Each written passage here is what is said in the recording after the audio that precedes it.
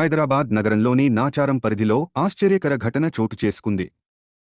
మల్లాపూర్ సమీపంలోని ఒక వైన్స్ షాపులో కింగ్ఫిషర్ బీర్ కొనుగోలు చేసిన వ్యక్తి బాటిల్ తెరిచి చూడగా అందులో చేప పిల్ల కనిపించింది. బీర్ బాటిల్లో చేప పిల్ల కనిపించడంతో అతను ఒక్కసారిగా షాక్కు గురయ్యాడు. ఈ ఘటనకు సంబంధించిన విషయం బయటకు రావడంతో స్థానికంగా చర్చనీయాంశంగా మారింది.